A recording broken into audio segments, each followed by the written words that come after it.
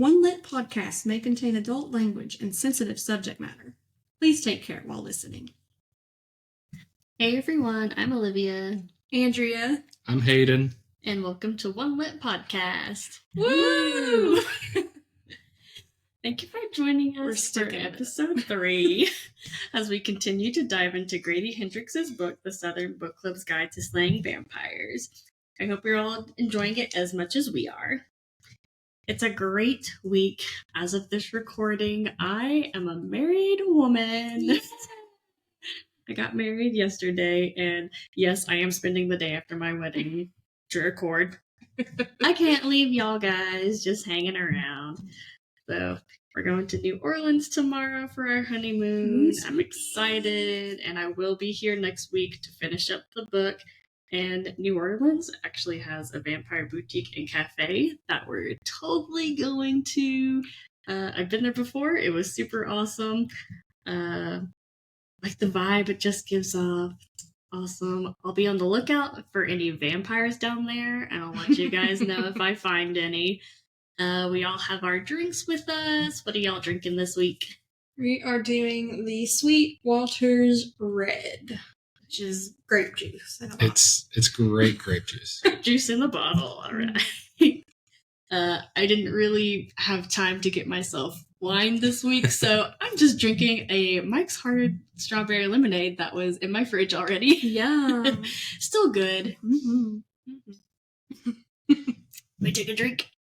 All right, if we're ready to go, let's get into the book. Pour yourself a drink, snuggle up in a cozy corner, and get ready to get lit.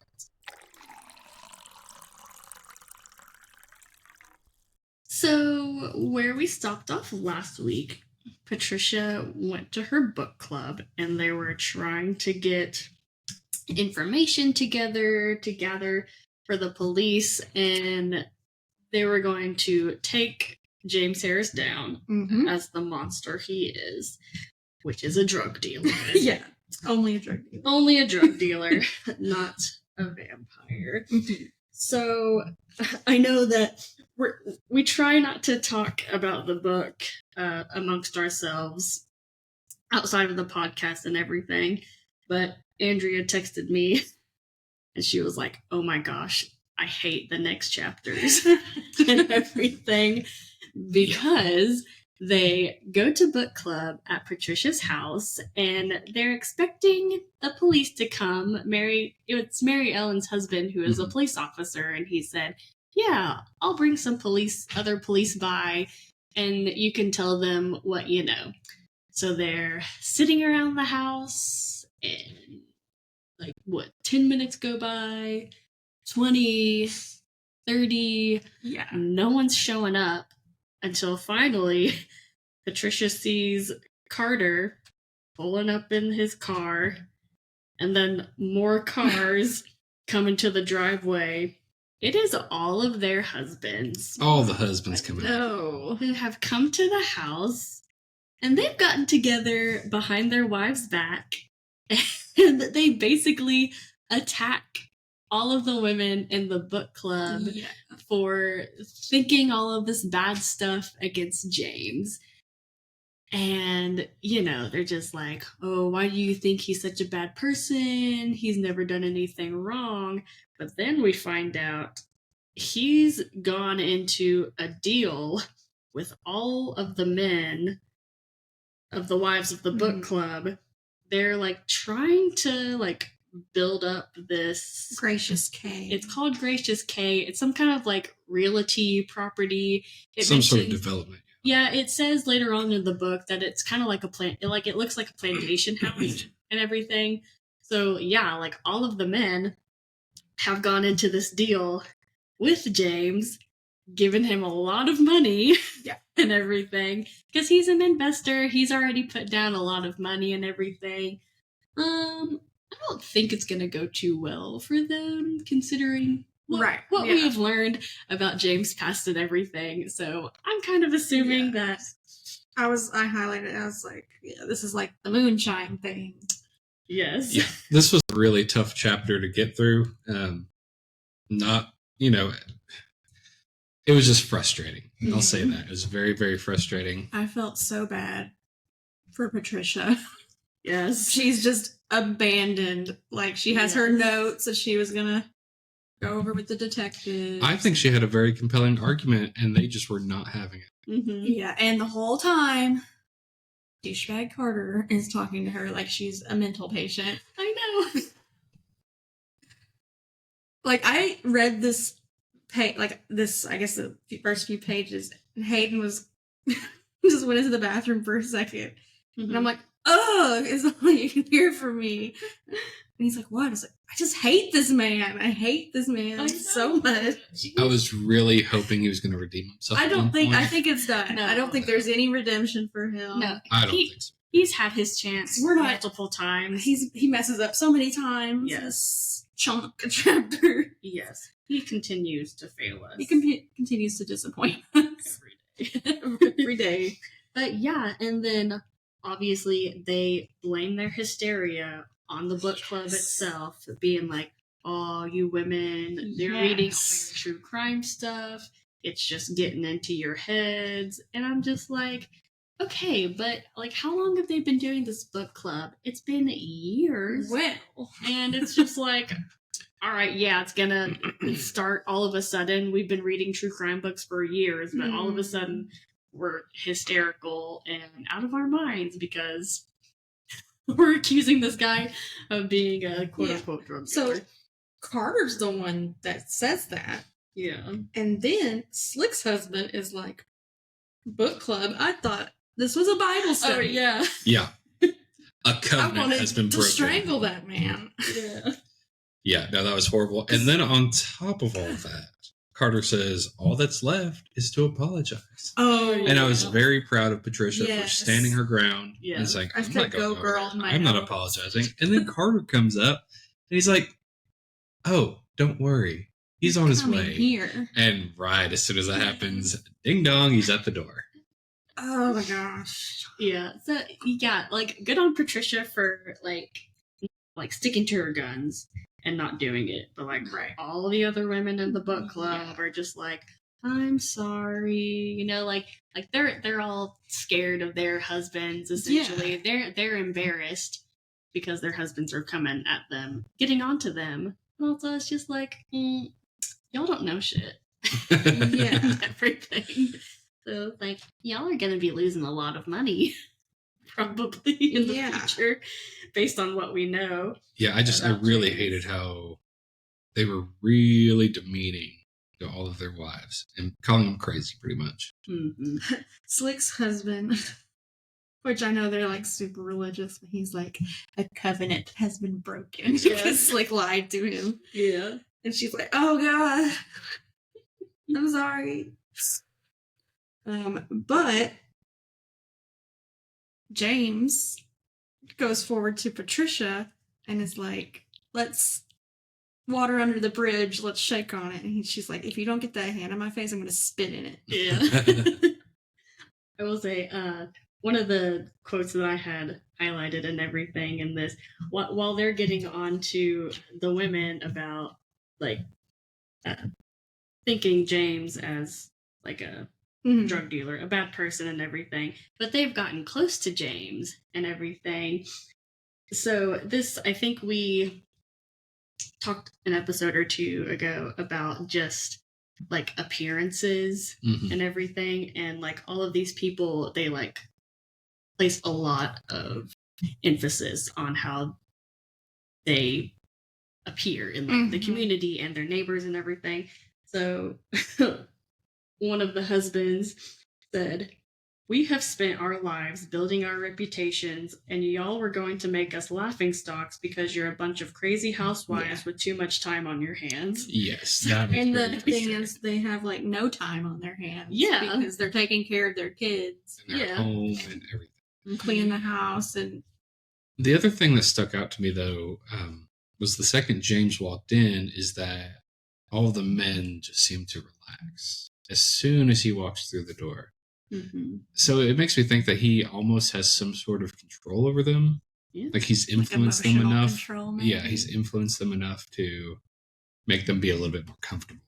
Well, yeah, because they've all gone into this deal together, and he's just like, yeah, like y'all are going to be making a lot of money in the future. So like they've been spending time with him, and like they come at the women and they're just like, well, you don't actually know him. We're the ones who have been spending a lot of time with him recently. And the James that you think he isn't the person that we see and everything. So yeah, I definitely see how they would feel very comfortable around. And of course, he's not an idiot. He sleeps on the couch. Yeah. And the next morning, on to the next chapter, chapter 22. It pretty much starts the day out with them talking, and he immediately tries to offer her drugs to calm her down. Yeah. Well, there's a little part before that. The very first thing in the next chapter is she reads in the newspaper. Oh, yeah. By the way, Destiny's dead. Destiny has committed suicide. In a terrible way by like wrapping floss around her neck over. He's sitting here reading the paper, and it's right there, and he is choosing to ignore it. Yes. And she's just like, I literally told you last night that this was going to happen. And it did. And here it is. Which, I mean, I guess in his head, he's like, well, she's troubled because of her mom, and she's in foster care. Maybe she had bad foster parents. Yeah, she was in foster care whenever the event occurred and everything. So, which I don't know how you could even do that. Just the way it happened, I was just like, is that possible? I think for a child, if they were to maybe put it on their thick. Yeah. Maybe. It would be a lot of floss. It'd be a lot of floss. Yeah. But. Yeah. And hanged herself from the tower rack. I don't know how logistically it works, but that's crazy. Mm-hmm. Yeah, so we see Carter. On to dark subject matter. Yes. You don't have to really hang yourself. You just have to put weight on your neck enough to kill you. That's all. Right. So I think it's how she did. She didn't necessarily like hang herself. She just slowly had the weight there enough until she passed away. Mm-hmm. But back onto the rest of the story. Yeah. So Carter obviously is just like, you're tearing this family apart and everything. And I love one of the lines. It talks about, did you see what Blue rented from the movie theater? It was Holocaust footage, and that's not what a normal 10-year-old boy looks at. And I'm just like, yeah, you wouldn't know because you're never home. You never talk to your children. So, of course, you wouldn't know that Blue has been interested in Nazis and Holocaust stuff for literally years. Yeah. That made me mad that he said, like, he's watching this footage. As someone that's trying to become, like, a chief psychiatrist. Yeah. But he letting that go. But he blames Blue doing that on her book club. Yeah, he's insinuating that it's her fault. Yeah, and I'm just like, no, your child has literally been on this stuff since, the very beginning of the book. Yeah. Which was like, actually, I don't know how many years have passed at this point. But it's been years since, like, all of this. I'm just like,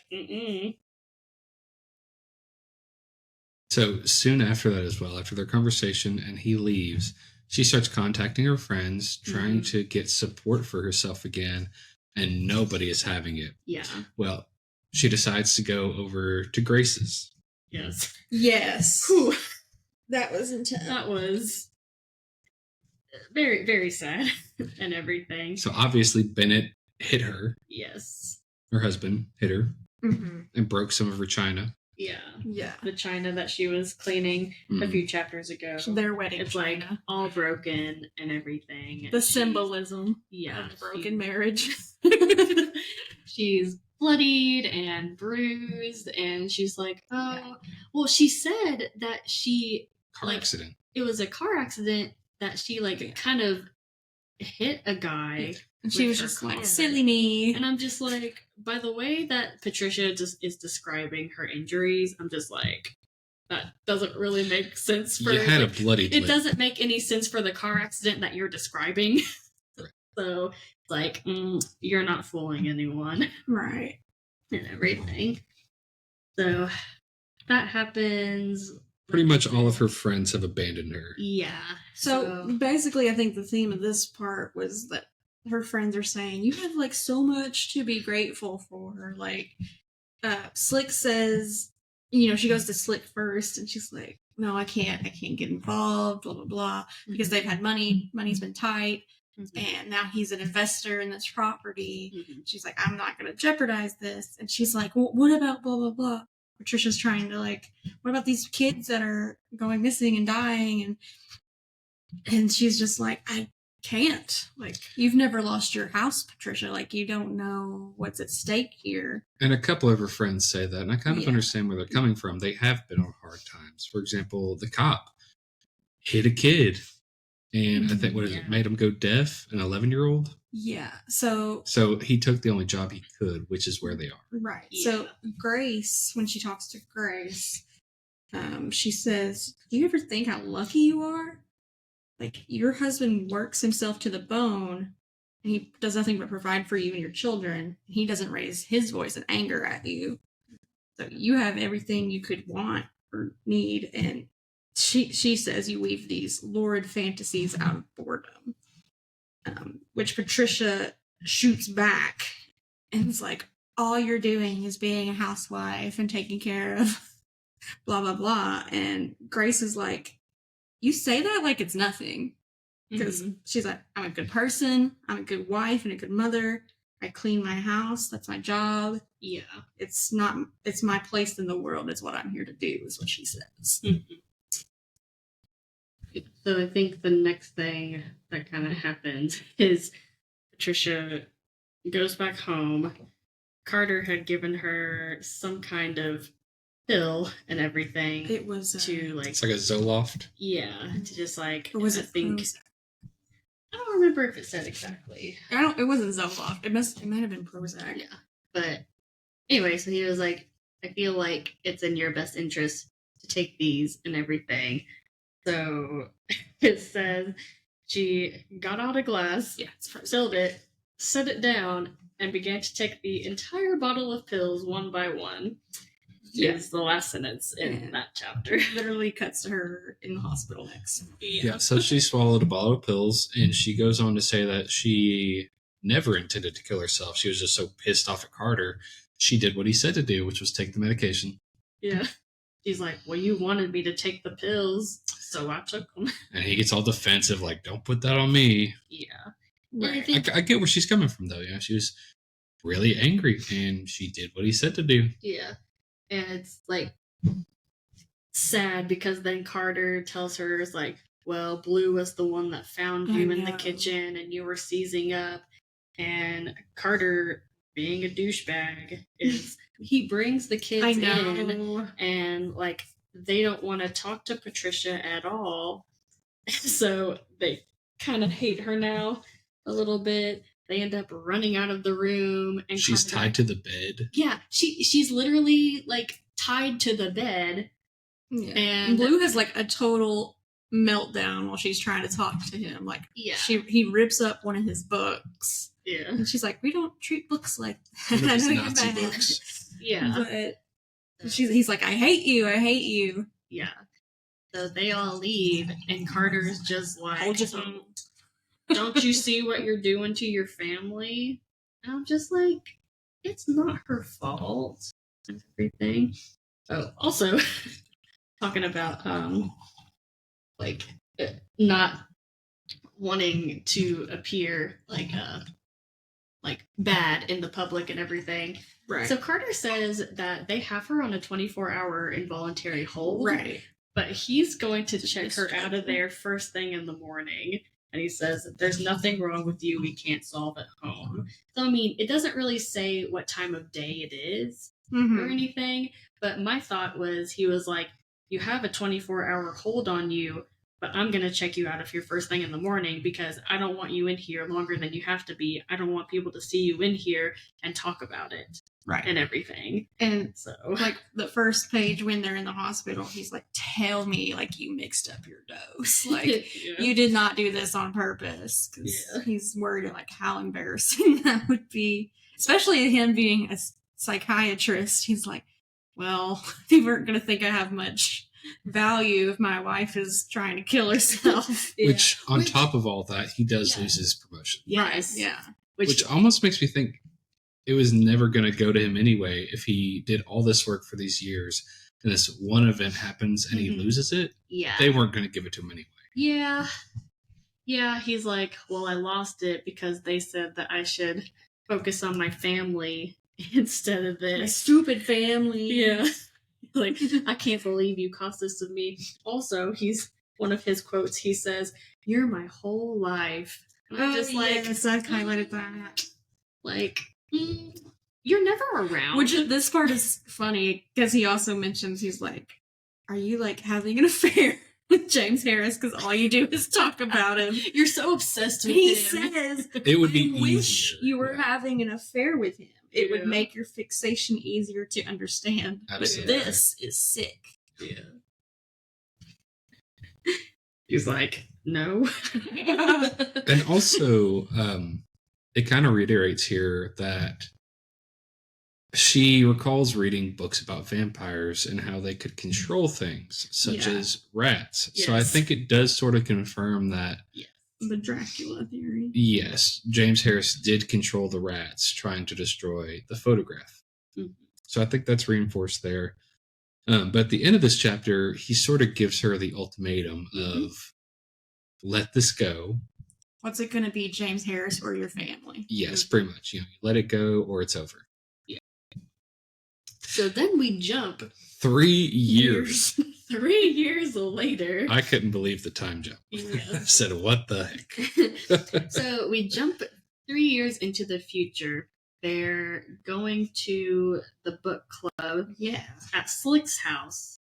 And it mentions that Patricia and Carter are together going to this book club and everything. So my first impression was like, oh, that's interesting. Like, I guess from the previous incident, Yeah. now the husbands are definitely Supervising book club. yeah, now they're wanting to be involved in this whole thing and everything. But we get to Slick's house, which I guess is in a different part than her old house and everything. I think she got a She upgraded. nicer one. Yeah. But the book club is way bigger than it was before. It's Yeah. everybody. She mentions that there's like 40 people Yeah. in this book club It's now. filled with men. It's filled, yeah, men and women alike. They talk about reading, like, Tom Clancy. they read a lot of different books instead of like the romantic books, the true crime books that it started from, that they loved and everything. I think a lot of the women were talking about like this last book that they read. They were like I didn't really understand it a lot, so I didn't really enjoy it. But like all the men were like talking big about it, like they all have an opinion. So, before we go any further, Yeah. in that last chapter, Oh yeah, Patricia, the nurse brings Patricia a meal, and it's Yes. meatballs. Yes. She Spaghetti throws it meatballs. against the wall. Which for some reason it was served with ketchup. Yeah. yeah. But that comes up again in this chapter, so I want to Yes. mention it. Okay, yeah. And then Makes her also, nauseated. I think from these hints they're giving us, Patricia's gained some weight, Mhm. which Prozac causes weight gain in most people. So she's been taking her medication, I'm guessing. Okay, yeah, it did not say, but you're probably right because she does mention her weight gain. And like she's Yeah. totally different. Like she's trying to I didn't even think Not even about think that. I didn't either, yeah. But that Yeah. does make sense whenever like she's like going around the book club having a good time. But yeah, she like flashes back on like the scent because of, they're cooking the meatballs and ketchup in Yeah. the kitchen, and she kind of snaps out of it. She thinks James Harris is being this bad person again. yeah, she flashes back to the time in the hospital. You are right for sure. Gosh. Because later You're on, welcome. she does have more flashbacks, and it all derives from like Which smell. that is a thing, like the synesthesia creates memories and connections in your brain. So like if you ate something that didn't agree with you, and you got sick, Mm-hmm. then the next time you smell it, you're gonna be like, ew, like I don't want that ever again. That does make a lot of sense, though. I didn't even think about that. I would say you're right. Yeah. All right, good catch. Good catch. So we're in this new book club now. It says it's just one big party, and also Patricia mentions that like James Harris is actually part of the book club now. Yeah. That's what happened 3 years previously whenever they had their whole incident, whenever the men confronted them at the book club, and James comes in and he's like, I'd like to be part of this book club now. So then it's mentioned that like this is kind of what James has turned the book club into. So he has a very big hand in it. And it's very much like a party when you go in. It's like hugging. It's like, how are you? There's snacks. There's drinks. Everyone's got a little bit of money in their pocket. People that didn't really like Patricia at first are like, hey, like, oh yeah, you Marjorie's look great, back, isn't she? Yeah. This is awesome. We're having a good time. All the men are dressed richer. They're wearing like yacht club. They all have nicer homes. Yes, they have nicer cars, nicer clothes. Carter or somebody mentions he's like, I'm going to go look at a boat this weekend. Yeah, everyone's doing well financially. Yeah. Carter's doing private practice now, since he didn't get that promotion. Which James Harris suggested he do. Yeah. So yeah, like literally everything is going so well for everyone right now. And it's kind of sad in a way because Patricia keeps mentioning like it's better this way, like we have the nicer house, we have the nicer car, we have the money to send Corey to college and everything. Redo the kitchen, like all of this stuff and everything. But it's just like, I don't remember. Is it worth it? Yeah, I don't remember also if James had suggested he go and do the lecture circuit that he's on now too. But that's going to force him to be out of the home. He might have. Yeah. Because that means which he tells him, he's like, I'm going to be gone so much doing these lectures. I'm going to need you to keep an eye on the house and the kids. Yes. Yeah. And Patricia's like, that'd be great. Because my next note that I have down is that something's happening with Blue. Yeah. Blue is still really into Nazis. Yeah. So, yeah, I didn't have it actually written down in my notes, but Blue and one of his friends have to go to like Saturday school, like basically a detention because they spray painted this dog mascot that they have at their school. It's an actual dog. Which is an actual dog, which is sad. So Patricia and Carter confront him and they're just like, hey, that was a bad thing you did. And like he's also been kind of acting out a bit more. So Carter suggests that he take a couple tests. They think he has ADD, and they're like, we can get you some pills. Some Ritalin. Everything. Yeah, Ritalin.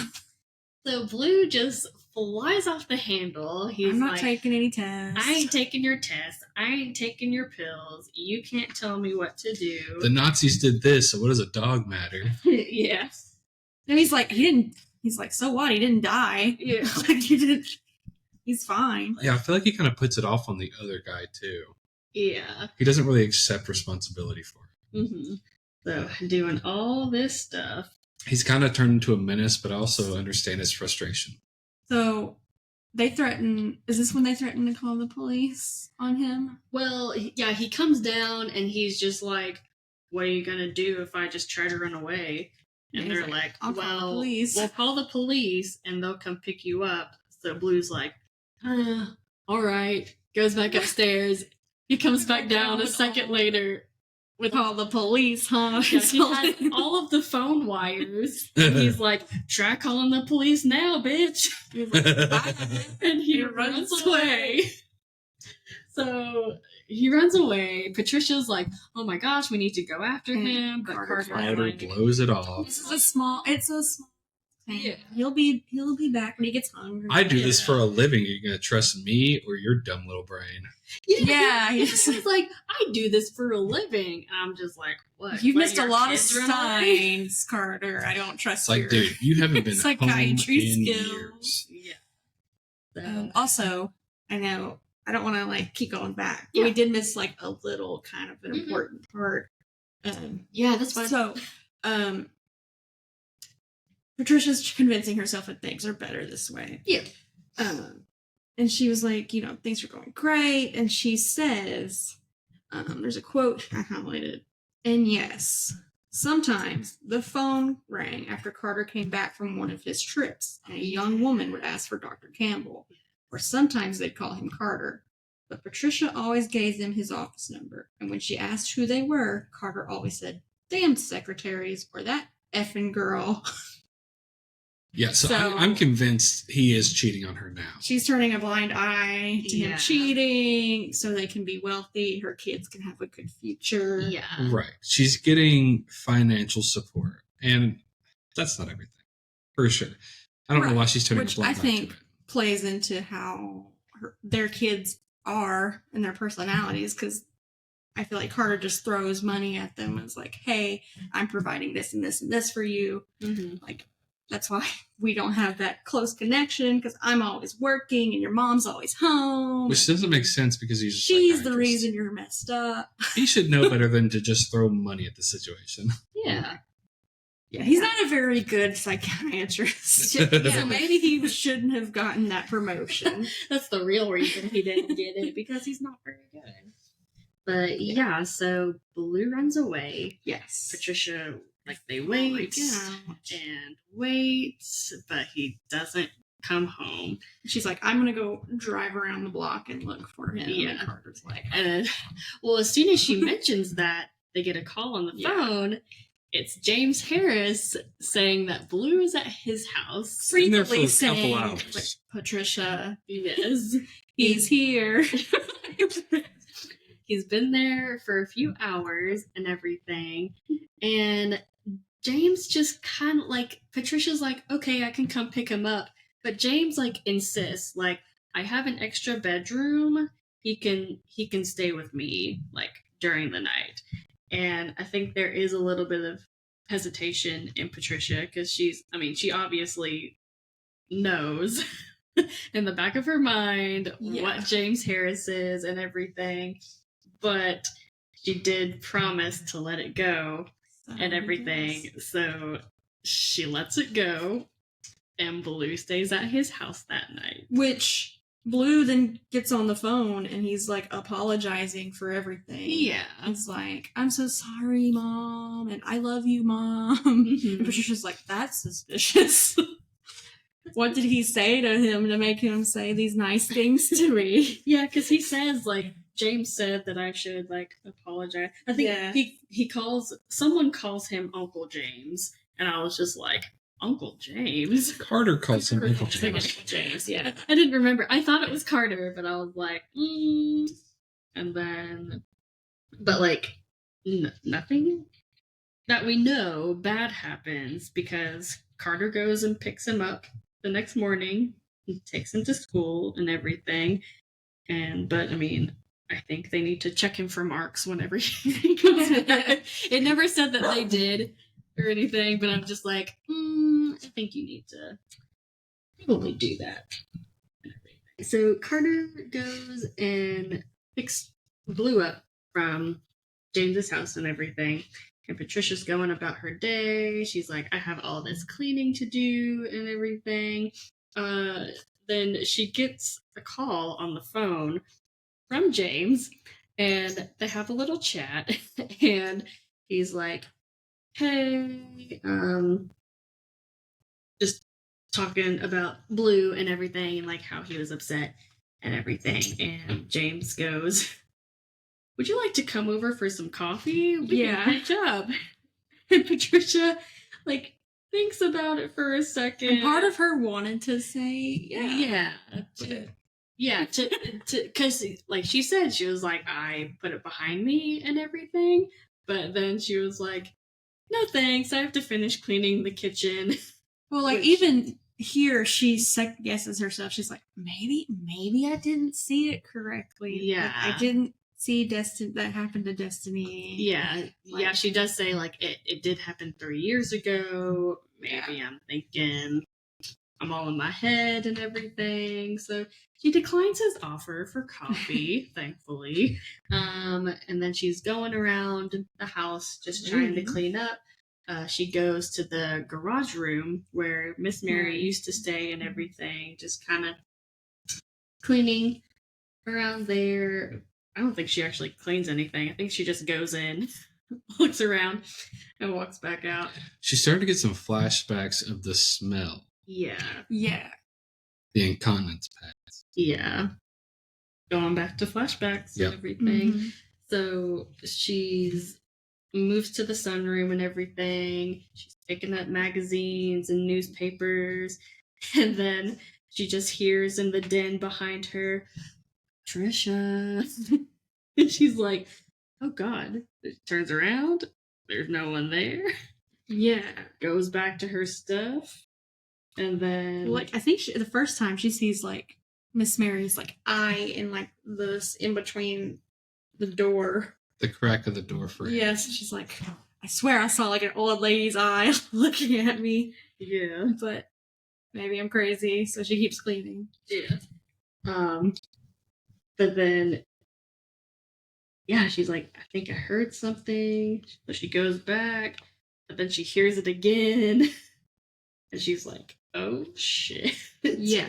So she turns around.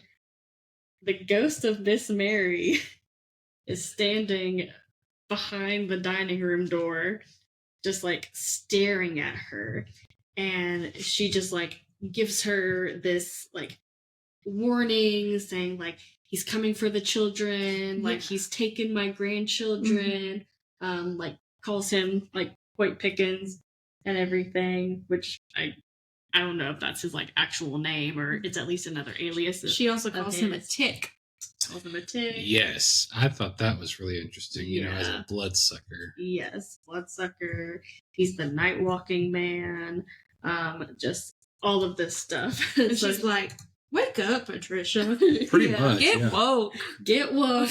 James Like- Harris is a bad person. You need to stop this. And Patricia's like, I don't believe in ghosts, but I believe in vampires. but yeah, she's like, but like I know what I'm seeing. This is Miss Mary. And so she's like, you have to find the picture and everything. Like Ursula has the picture. And at first I was like, who's Ursula? But Ursula it's Green. Miss Green who worked with her. So she's like, you have to find the picture of Hoyt Pickens. Miss Green has it. So now it's like, all right, that's what we're going to do. In the next chapter, We're going. she goes back up to 6 Mile. And it's definitely changed a lot in the past couple years. Yes. So 6 Mile is practically gone at this point. One big development. One big development because they decided to make the Gracious Clay Plantation like where 6 Mile is. So there's all of this construction. Also, I was thinking, I was like, oh, great, a plantation house is driving away all the African Americans because why not? Right. And everything. So she goes to Mrs. Green's house and everything, and it's just like since there's so much construction and everything, they can like whenever she knocks on the door, they can like barely hear each other and everything. And I think it's like still super loud, I think, whenever she like walks in and everything. Yeah, there's still construction She's like, going why on. don't you move? Yeah. So She's not going to abandon her church, is what she says. yeah. And visually, it looks like Miss Green is actually for the worse. Yeah. I think all the Christmas lights are turned off. Well, Too. they're still sort of there, but they don't have that same look to them. Yeah. And like she's working 2 jobs now and everything. She works as a cleaning lady in the mornings, and then she's like a night stalker for Walmart at night and everything. It talks about how like her kids are living with her sister. 2 hours away. Yeah. Yeah, she sent her kids away 3 years prior. Yeah, because of all the stuff that had been going on with all the kids dying, basically. She sent her kids away and everything. Yeah. And Patricia's like, do you see them much? And she's just like, no. Like, what do you think? I work 2 jobs. They're 2 hours away. I'm missing their games, their recitals. Yeah. Missing their life, pretty much. Yeah, missing out on their life because of what's happening in their town right now. So it's super sad. So everything. I think this chapter is important because Patricia still kind of like brainwashed from the last 3 years of trying to keep up appearances and accepting things for as it is. She keeps like, well, I wanted to come see you earlier. Miss Green's like, and just trying to be like so friendly with her, even though Miss Green was like, you're going to tell yourself what you want, but you abandoned me in like the last part we read. Abandon her, abandon the children. Mm-hmm. Which, newsflash, children have still been going missing. Yeah. Yeah, she finds out that 3 other kids have been killed the past 3 years. 1 child a year. Yeah. Yes. Yeah. So, like she goes to Mrs. Green and everything, and she's just like, I saw the ghost of Miss Mary, and you might think that I'm absolutely bonkers. She's like, no. But she said that you had a photograph of hers, and Miss Green doesn't really say anything. She kind of walks away. She just kind of walks away, and Patricia's like, all right, I guess she thinks I'm crazy. So she turns to leave, but Miss Green comes out with the photograph and everything, and she gives it to her, and she's just like, I don't know like how I got it. I don't know if I just took it by accident that night or whatever, or if like Miss Mary like in the afterlife just like brought it to me somehow. But she was just like, I've seen Miss Mary too. Yeah, so Miss Mary showed herself to both of them, and the picture appeared on her coffee table. Yes. So Mrs. Green doesn't think she's crazy. Right, yeah. And everything. And we finally get the reveal of the photograph. Yes, so it's a photo of James Harris from 1928. Yeah. With Miss Mary and Miss Mary's father. And yeah, they're just like, there's no way that it can be someone else. Like, there's no doubt. Yeah, like it's too similar to him. Like if it was a relative, yeah, it would probably look similar. But they're just like, this is a dead on. He looks identical, dressed for the times. Yes.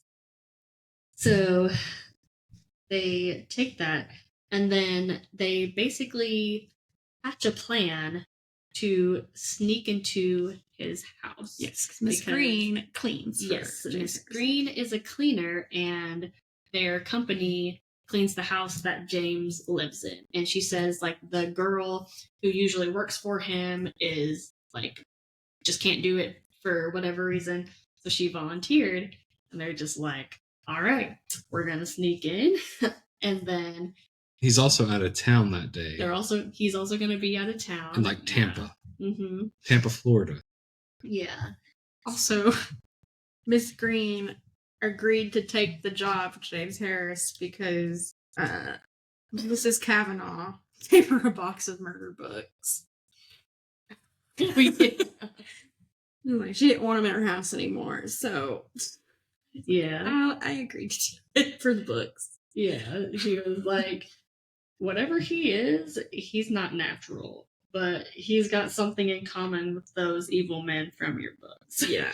And then, so she's talking about, those were like murder books that they were taking, that she was reading. So Mrs. Green links him to like a serial killer, and she says, like, they always have souvenirs and hold on to something. So if we search his house, I think that we might be able to find something. So, and then there's this fun little bit where they agree that they're gonna go look for the trophies and stuff. Mhm. But Miss Green walks her to the door, and Patricia stops and she's like, "How is it possible that we saw Miss Mary?" And Miss Green just casually goes, "She's burning in hell." Oh, yeah. I asked my minister, like, they're burning in hell because they can't go. They can't go to heaven if they still Into the have River unresolved Jordan. issues. Yeah. She's suffering in hell to bring you this message. Because she loves you and she loves her grandchildren. Yep. Mm-hmm. I just thought it was funny. Yeah. Because they're like, "Oh, and by the way, how do we see Miss Mary?" It's because she's in hell. Yeah, she's burning. Yeah. So the next thing that they do, Patricia is like, 2 of us is good. But it would go even faster searching his place if we had 3 people. So she approaches Slick, who was like a Christian lady, and she wanted to go after James Harris in the past because she's like, it's my Christian duty, him being an evil man and everything. Of course. So she was like, I probably have the best chance of getting someone to help me if I approach Slick and everything. So Which this part is funny. she approaches Slick, and Slick is like, "Oh, I'm doing a Reformation party instead of a Halloween party this year." Yeah, she's like, "What's a Reformation party?" Everyone can dress up as biblical figures. Yeah. Now, I did like the little worm cake that she was talking about. I thought that was kind of cute. Yeah. Yeah. Funny. So she approaches Slick, kind of tells her the plan and everything, that they're going to sneak into his house and like try to find evidence. And Slick is just like, "I thought we decided that was behind us now." And Patricia's like, "I don't want to do it either, but like, I need your help. Like I found the picture, like it has to be him and everything. Like we have all the evidence. Like it's just like it has to be," and everything. And Slick's like, "No, like you need to stay here with me in reality." And she mentions again, like, things are better now for everyone. The children are safe. And it's just like, our children are safe, Right. but like other children are still not safe. So she like does approach her with the whole like 3 more kids have died in the last year and everything. So she's laying out all the evidence for her and everything. So Slick is eventually like, "All right, I'll think about it." You can't break into someone's house. Yeah. She's like, "I'll just hold on to the photo. Let me pray on this," she says. Yes. Let me pray on all of this." She asked Patricia for all the evidence, the photograph that like she has and everything. She's like, "Let me pray on all of these and everything. I'll get back with you." And right here at the end of the chapter, I feel like we're getting a message from the narrator, which says specifically, it never occurred to her not to trust Slick. Yes. And I feel like that was the author talking to us. Yes. Just kind of... And we'll jump into what happens next. Maybe we actually shouldn't trust Slick and everything. So the day comes and everything. Well, we get a call on Thursday and everything, and Slick does tell Patricia, she's like, "Hey, I'll come. I won't touch anything, but I will look around and everything." She says she won't open anything that's closed. Yeah, she's like, I'm like, not... how helpful is that? Yeah, it's like, I'm not actually going to like pry into stuff, but I'll be supportive. I'll be supportive, and I'll come look anyway. And of course, Miss Green is against it. Yeah. So like Friday comes and like Carter leaves and everything. She takes Blue to school and everything, and then like Corey's doing something else. So she goes over to, she's like walking up the She doesn't street. want her car to be there, so she decides to walk. Yeah. So she's walking up the street. That's his house. and he's out of town and everything. So she like goes to the back door, Which his house is totally different now. Yes. He sold half his It's property huge. and built a McMansion. Yes. So yeah, he sold half his property to like some dentist and everything and built a huge mansion, which honestly, a little part of me was just like, what if he just said that he sold half of his property and then they built like this other house, but like that's actually still his property. I didn't think about that because he was secretive about his van. Yeah, because it's just like, yeah, I sold it to this guy, which is like not actually like it's still his stuff and everything, and he's just keeping all of his stuff over there because like whenever Patricia eventually goes into the house, she says that it's not like it doesn't even look like it's lived in like Right. at all. Like, All new stainless steel. there is Everything's clean. Nothing in there. Yeah, like nothing in there practically. But yeah, so she goes up to the back door and everything, knocks on the door. Mrs. Green answers, but we find out that there's actually another cleaning lady She's there. so funny. So so Patricia's like, I just need to look for my keys, and this other lady She just pulls out her phone. she like stares at her. And then she pulls out her phone to call someone, and Patricia's like, no. Yeah, so the way this cleaning service works, which was described to us by Mrs. Green, you can't just talk to the person you're working for. You have to call whoever your supervisor is for that day, and then the supervisor calls the homeowner. So immediately this person was about to call the supervisor. So Patricia has to bribe this woman with like what, $40? She brings out like 4 $10 bills. Yeah, so she can come in, just look around, Just slides it over to and everything. her.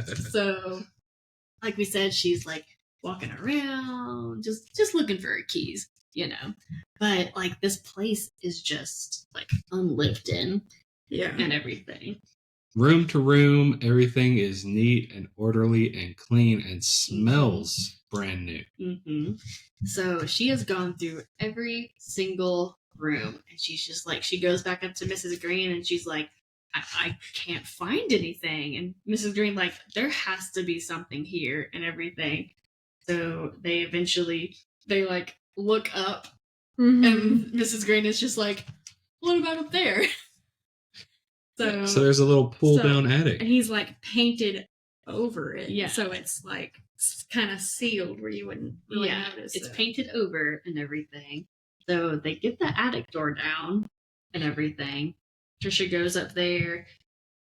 It's kind of just like, hey. And Slick hasn't showed up at this point either. And Slick has not shown up at all. And it's not like her to be late. Yeah. So she kind of tells Mrs. Green, like, hey, just kind of like be a lookout, essentially. So she goes up there and she sees all of this, like one side of the attic is like completely bare, and then she looks to the other side and there's all of this stuff. So His aunt's stuff. Yeah, all of Anne Savage's stuff is in the attic. So she's walking over there, like, and there's like, even though the rest of the house is perfectly clean, there is a mess in the attic. There's dead bugs. There's like rat poison up there, cobwebs, Cockroaches, centipedes. all of these insects and everything. So I think that's kind of like, that's James Harris. On the outside, he's all nice and clean, but on the inside, deep down, in the bowels of his soul, he is a dirty boy. I was going to say dirty Shirley, but It's poisoning everyone. He's a dirty but Shirley. yes.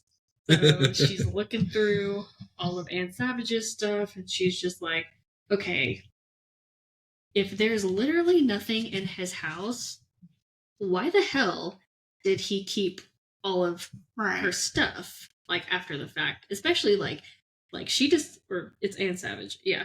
Like, she died, like, 3 years ago. Actually, it was longer than 3 years. Mhm. Everything, but she died years ago. So, like, I don't know why she's like her stuff is even in there, and so she's looking through stuff. It's just all like blankets and quilts and boxes and trunks and everything. But then she finds this suitcase and everything. And she pulls it over, and it's really heavy. really heavy. She unzips it, and like all these mothballs start falling out and everything. And also Mrs. Green had given her just like this like tiny little light and everything. So all the mothballs are rolling onto the floor. She's opened this suitcase, and it says, she pulled aside some of the plastic, and a pair of milky eyes reflected the light back at her. So she drops the flashlight and everything, picks it back up, shines it on the suitcase. She finds out it's Francine's body. She recognizes Francine, yes. Yes. So Francine has been stuffed in the suitcase. Yeah. And it also mentions that there's a ton of salt in the suitcase too. So that's helping like preserve the body and everything. And then all the mothballs are for like the smell. Yeah. And everything. So obviously Patricia freaks out and everything. But she's also just like, oh my gosh, this is what we need. Yes. Like, this is what we were looking for. So she takes the suitcase and she's like pulling it like with her, like back towards the opening and everything. Cause she's like, we need to get this out of here. Like, we need to go to the police with this. But also I was kind of thinking, I was like, oh my gosh, why are you taking this from the attic? Like, if you just turn up at the police station with a bag that has a body in it. Right. Like, there's no way that you can say like, I found this in his came house. from James Harris's Yeah. house, not my house. yeah, it's like, how could you prove that and everything? So Yeah. the crime junkie in me was a little disappointed that she was trying to take evidence from the scene. But anyway, so she's trying to take it, and then she gets to the opening, and then she hears voices. A man's voice. She hears a man's voice. James Harris has come home early. Surprise! Yeah. Which leads me to believe that Slick has betrayed her. Yeah, that's what Patricia's thinking too. She's Yeah. like, He was in Patricia Florida. told him. Yeah. And he comes all the way back home. Yeah, we find out in the next chapter, Patricia mentions, like, oh my gosh, like, Slick isn't here.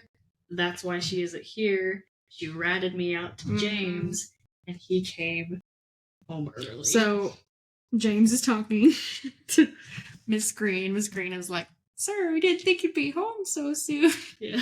The other, I forgot. I don't know if we got her name. The other, Laura. Laura.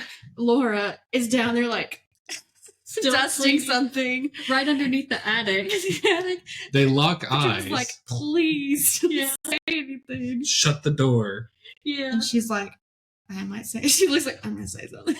And she's Laura like, just puts her hand throws out. like some money down there. Yeah. Laura puts her hand out, and Patricia drops down another $10 bill. Yeah. And then she shuts the door. Yeah.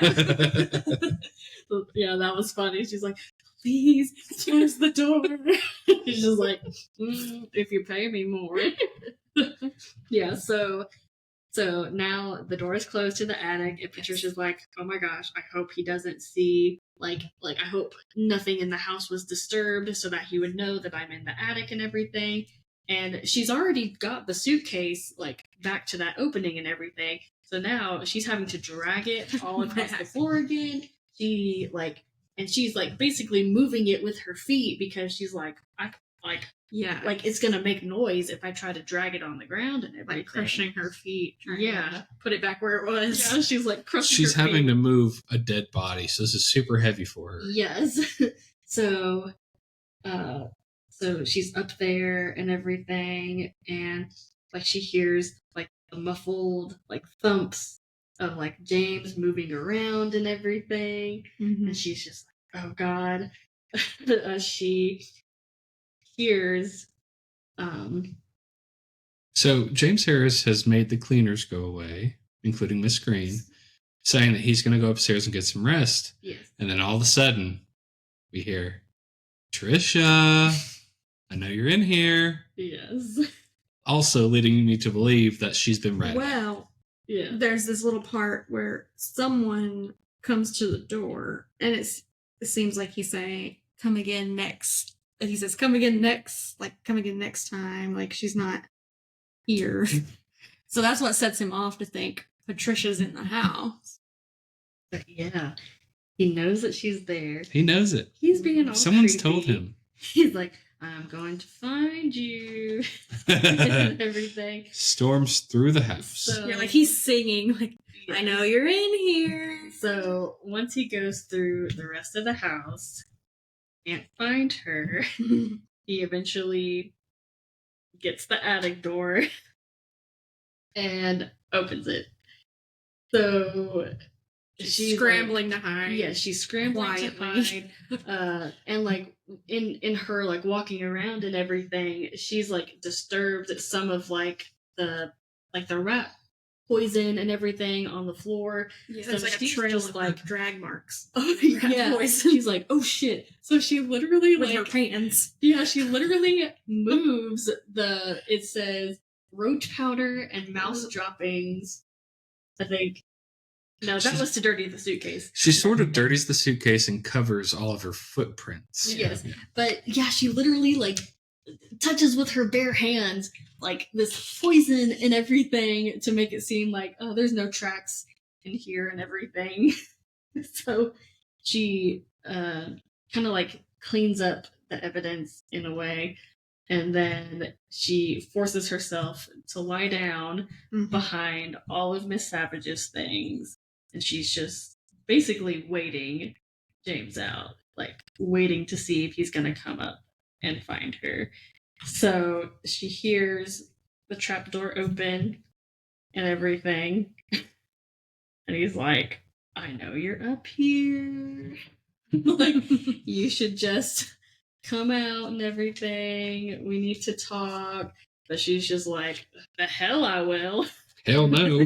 I'm coming for you. So she is literally like burrowing into all of this stuff while he's just walking closer and closer. She's like scrambling, like trying to hide herself, throwing these like clothes and blankets over her and everything. The rank clothes, it's filled with mice and bugs. It is very gross description of all of these like spiders and centipedes and like roach eggs that are just falling down on her. Like the insects are running all over her body and everything.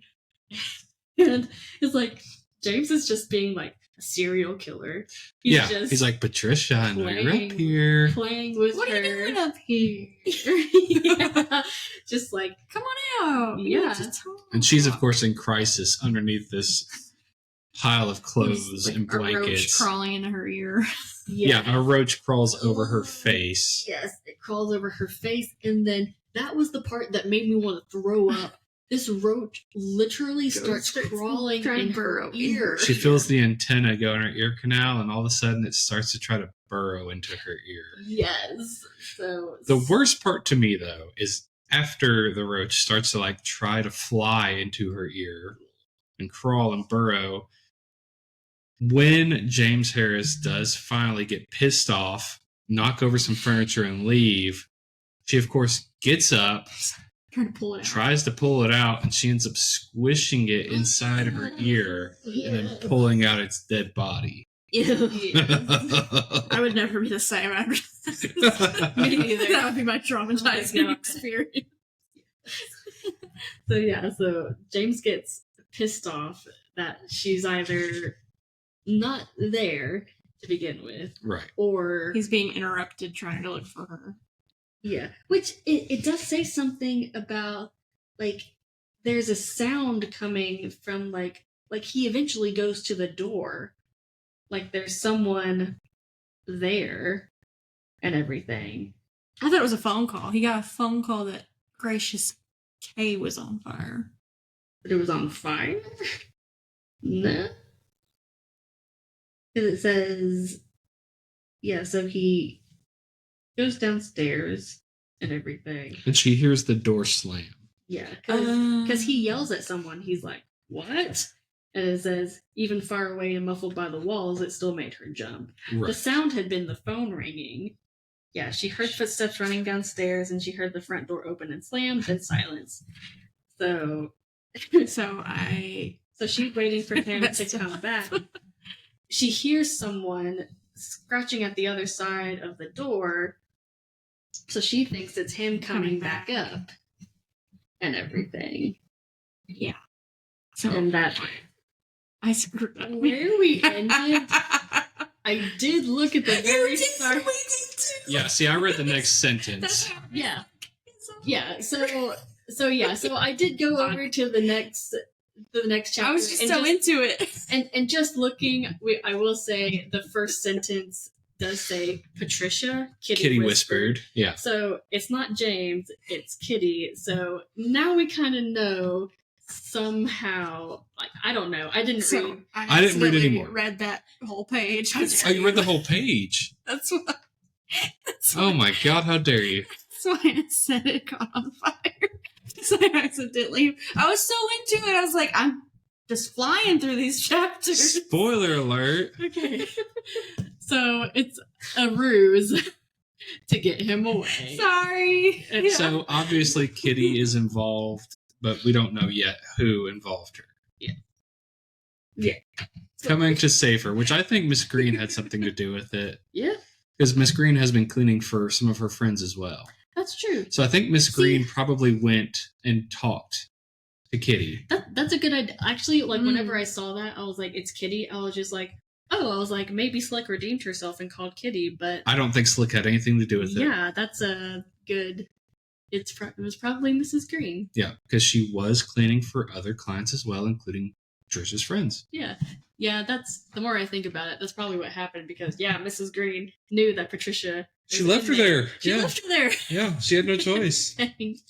So this book is just so good and gross. It's got some really descriptive, gory parts, and it's been fantastic so far. But this is where we're at currently. We're now coming Next up on the episode, end. will be the last one for this book. Next episode, we are reading chapter 31 to the end of the book. We are going to be finished with this. I think it's going to go out with a bang for sure, because it even says in the description of the book itself before you start reading is that this will end bloody, and I am sure it will. And I think Carter is going to die, and I'm not going to feel bad about it. I would love it if Carter died. Oh man, Patricia can just start over with her life. Or maybe Carter goes crazy and they put him in a psych ward. I would love more than anything for Carter to have a redemption arc and actually be there, and they both kill James. It would be nice. I don't think it would be as satisfying. It wouldn't be a full redemption, but at least he was there for her in the end. Yeah, I want the book club to kill him. I know, me too. It probably would be. Yeah. I mean, it would be nice if Carter finally redeems himself, but I think it's almost too little too late. Yeah. I'm done with him at this point. Yeah. On to the next. All right. So, did you guys read anything else this week? No, I said I would. Life's been a little crazy, so I didn't. But hopefully for this final episode, I can finally talk about the educational literature. I've been talking about it for 3 weeks so far. We'll see. We'll see what happens next time. I did start reading a little something. I tried to find the book because I don't remember the title, but it was one of these books that Hayden brought me from his work that was just like a little decorative book at the furniture store. I started reading it. I was like, this is pretty good, actually. Yeah. But I can tell you what it's about. Yeah. And then I will credit the author in the bio. Yeah. So far, I've read, it's this couple. They give birth to this daughter. And it's kind of weird because, like, they give birth to this daughter, and it's just like everybody's uneasy around this baby, except for the mom, because the mom's like, this is the best thing ever. But her husband is like, eh. Okay. So then it flash forwards when she's like a toddler. She has a nanny, and the nanny just comes up to the mom and is like, I quit. And she's like, why? She's like, your child is off-putting, basically. Ugly. Which this book, this book is written like in the 70s. I think you're right. Yeah, I think it was the 70s. I was like, yeah, your kid's just straight up off-putting. I don't want to be around her. But first, like, before she comes out and says that, the mom's like, is it that I don't pay you enough? Like, what's going on? Like, what can I do? Because they're, like, a wealthy family. And they're like, what else could you want? Like, we treat you so well. And she's like, no, thank you. I'm just going to leave. And she's like, well, do you have another job lined up? And she's like, no. And she's like, okay, well, why are you leaving? Yeah. She's like, I'll figure it out. But then she drags it out of her. She's like, your daughter, I just can't. And she can't give her a reason as to why. Just like, I can't do it. And, I mean, she seems like a normal kid from what the author's describing so far. Her mom dotes on her. And she goes to her husband, which she's noticed her husband is kind of like, doesn't want anything to do with the daughter either. So she's like, so one of our best nanny just quit. And he's like, well, that's how it goes sometimes. She's like, what's wrong with our kid? Like, why don't you want to spend time with her? And why does the nanny not want to spend time with her? And he's like, you're crazy. Like, I'm just so busy and blah, blah, blah. So that happens. The kid breaks like a valuable of the mom's that she's had since childhood, and the kid's upset like a normal kid. So this, by all accounts, she seems very normal. Yeah. And then there's this scene, I think it's like a few months later, she's telling her husband that she's pregnant again. And I don't know if she knows the gender or not, but they're like in the entryway. She just came home, like just found out. And he's like, this is great news. And like, they're so happy. It's a son, I think. So she's like, yeah, it's going to be a boy. Like, we're so happy. It's going to be great. Like, you need to call everybody. We're going to have like a party and tell everybody we're pregnant. And he's like, yeah. So he goes off and does whatever. And she gets down and she tells her daughter, she's like, hey. So she knows it's a boy. Yeah. So she's been pregnant for a while. Yeah, I think you can know the gender at what, like 12? It's 20. I think the start is like 18, around there to 20. So because my sister's pregnant and we just asked her actually. Yeah, I'll be honest. I'm not 100%, but I could have swore they said it was a boy. Okay. And I don't have the book because I don't know where it is. So I can't refer back. If you already know the gender, you've been pregnant for a may or may not know the gender. Okay. For some reason, I'm thinking it's a boy, but I don't know. And so she gets down there. She tells her daughter, she's like, you're going to be a big sister. This is great news. And the mom does this weird, like, it's like she gets, all of a sudden she gets, like, really woozy. Or like she does, like, a little celebratory spin. And then she starts getting woozy and, like, starts to, like, fall over. And her daughter is laughing and just smiling at her. So the mom, like, comes out of it and she smacks her, like, across the face. And she's like, she can't believe she's done it. Like, she's never touched her inappropriately like that. And disciplined her like that. And her husband comes home. She's like, I smacked her. Like, what's wrong with me? And whatever. So then it flashes forward several years and to a different point of view. And it shows a detective. And they're talking about this murder. And they can't quite explain. It's like this So it's a B&E, and the guy that's murdered is like this big time crime boss, and he just doing a breaking and entering with some of his guys. He just keels over and dies at the B&E, and everybody's like, what happened to him? Yeah. So like he goes to the coroner and he's like, is it possible for him just to keel over and die? And they're like, no. So because he was confused because on the autopsy report it said like undetermined, or coroner would not make a decision on what killed him. Yeah. So he really didn't know what would kill him. But they talk about the case a little bit more, and they find out it's this doctor couple. It's a man and a woman. Mm-hmm. So I'm pretty sure maybe the woman is the daughter from the very beginning.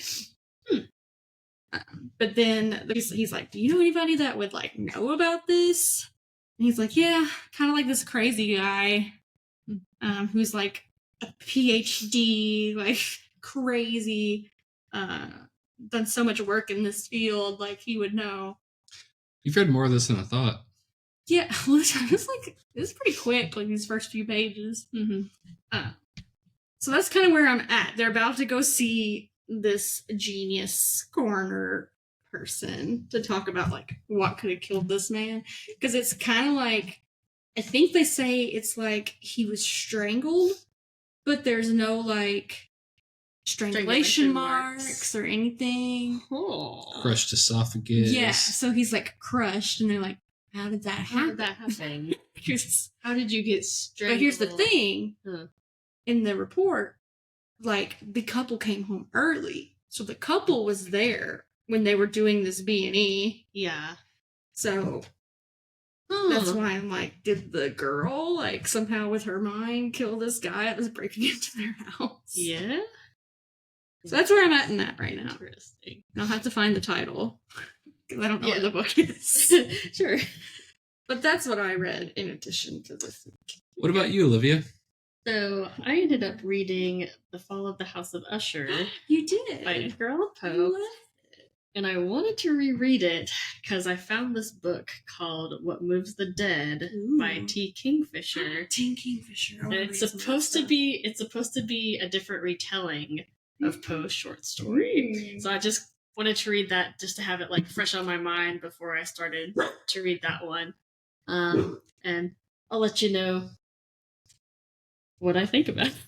Yeah, I read it. I definitely want to read some of the Kingfisher stuff. Yeah. But what did you think about the Poe story? Oh yeah, I love it. And everything. Yeah. Crazy. Of course. I want a tattoo of the House of Usher. On my you want an entire tattoo? I want that. I want the whole story. I want the whole Every story. word. That'd be cool. That would actually be really cool. Yeah. I want the actual house where it like splits in half. Yeah. And like he's like riding out away from it. That would be cool. I wouldn't mind having a headless horseman tattoo. Ooh. Sleepy Hollow. That would be cool. Spooky. Yeah, I like that. On to the next. Okay. All right. Andrea, did we have anybody submit something to be read? So I don't have a story to be read. So this week, instead of closing with a story, I'm going to tell you about an author who reached out to us. She would like us to mention her new book, which sounds really interesting. Yeah. Her name is Rosemary Wilhide. And a little bit about Rosemary. She is an actress turned fitness instructor turned author of romantic suspense. Ooh. She's told stories and entertained people her entire life. Writing is her favorite because she doesn't have to leave the house or put on pants. Nice. Plus, the voices in her head do what she says for the most part. And she lives in Las Vegas with her husband, Bill, and their adopted senior pooch, Brownie. Oh. She still teaches cycling classes. She claims that keeps her sane-ish. If you pick up one of her books, you're in for a ride full of suspense, humor, and a page-turning drama. So I'm going to provide you with an overview of her newest book, Fatal Vows, Till Death Do Us Part, which I believe is part of her Hope Ridge thriller series. So here we go. Two couples, so many secrets. Jennifer Davis. My first wedding anniversary is coming up with my hot, handsome husband, Corey. Married life has been pure bliss, a dream come true. We want the exact same thing. Children. For me, becoming a mom is priority number one. With our lovely home in the Heights and a new business set to open on Main Street in Hope Ridge, the pieces of our lives are falling into place. As soon as I get pregnant, everything will be perfect. Grace McFadden. My first wedding anniversary is coming up with my husband, Daniel, and I've never been more miserable. Married life has been pure hell. I don't think we want the same things. For me, moving to Hope Ridge has to be the fresh start I've been praying for since I said my vows. Now, when I look toward the future with my husband, all I see is a nightmare. And a note from our publisher. This series is a small-town thriller, and it contains adult language, violence, and sexual themes. If this sounds interesting to you, you can find her book on Kindle Unlimited, or you can purchase a physical copy on Amazon, which I will link in the episode notes below. You can also find Rosemary on Goodreads, where she actually has some really solid reviews for all of her work. Yes, I was looking at her reviews earlier. They are pretty good. Well, thank you, Rosemary, for reaching out to us. Yeah, thank you, Rosemary. We can promote you on here. And I have a little bit of literary news for the week. Yeah. This happened I found it at the beginning of the week. A little bit juicy. All right. So I got it from a Guardian article. A Texas county is under fire after a decision to place colonization and the Wampanoag story, a children's history book about the Native American experience, in the fiction category at local libraries. No. Yes. The Texas community of Montgomery County near Houston reclassified the book after creating a citizen review committee, making the committee's meeting secret, and removing librarians from deliberations. The changes were driven by a conservative Christian group. Of course. Hayden, are we out of wine? We're out of wine. So we only had the one God. bar. Where to say? Okay. Debbie Reese, founder of American Indians and Children's Literature, said in regards to the reclassification, to claim this book is fiction dismisses our perspective in history. Books like Colonization and the Wampanoag story are important to Native kids because they affirm our existence as Native people in the present day. But they're also for non-Native kids because those kids are being shaped by the information in books. This country is better off if we all know history in a more informed way. Yes. I do agree with the thought that we don't need to try to erase history. It's best to know it and move forward. The fact, not the fact that they're like banning the book or anything. They're it's not marking it as fiction. Yeah. Yes. They're not banning I it. think They're it's just marking almost it as a- worse. Yeah, They're yeah. completely banning it. Yeah, they're not trying to ban it, but they were just reclassifying it and everything. So instead of it being like, oh, this is a true thing that happened, it's just like, nope, this didn't happen. Which, I mean, you have to understand, it's literally a children's book. Right. And everything. So I don't know what the like if you don't want your kids to read a book like that, don't let them get it and read it. Like, what's it to you? If it's I mean, colonization So- did happen for the Indian community, Native American, however you want to say it. That happened. Yeah. You can't just say it's fictional. So, which I mean, have you? I didn't actually read the book or Okay. anything, so I don't know like what exactly it's about. What But it context says- is it a fictional? character, or is it a real person? Or There's a lot of things that could make it fictional, but on the surface, it sounds like they're wanting to take something that isn't necessarily fun to, think about. Well, I mean, it's a children's history book. Yeah. Called The Colonization. Okay, so it is an actual like if it's history. a book. history book, Yeah. then that is definitely not fiction. Yeah, that's not fiction at all. Yeah. Okay. And everything. I was like, if it's like a little short story about, Yeah. a fake character, then okay, Yeah. that makes sense. But if it's an actual history book, then Yeah. that's totally wrong. Also, the fact that the article said that the meetings were secret. And, yeah. And they didn't include librarians in the deliberation. Yeah. It's just like, So who was in the deliberation? I don't know. Was it It didn't say. White It was apparently this conservative Christian group. So that was that. So hopefully, with all of this outrage and everything coming from it, they will change their decision on that. We'll see. Texas is largely conservative, I was gonna say it is Texas. You never know. and they're always trying to ban books. Yeah. And Well, certain communities in Texas want to ban books. Yes. yeah. We can't generalize. No, that's why I said it's largely Yeah. Christian community makes a big part of Texas. And Yeah. their goal is usually to ban books. Yeah, that's all for this week. Yay! So, like I said, if you want to finish up this book with us, we're going to be reading chapters 31 to the end.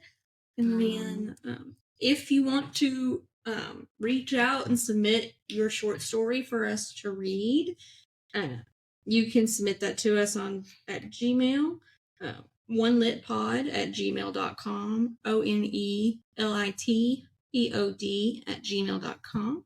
Or if you're like our friend Rosemary and want to promote one of your books, you can reach out to us on TikTok or at that same email address. We'd love to hear from you. You can also find us on YouTube. Yes, so you can stream this podcast on YouTube and Spotify, OneLitPod, and you can follow us on Instagram and TikTok. Anything else before we go? Nope. Read your chapters, and we'll see you next week. Bye. Bye. Bye.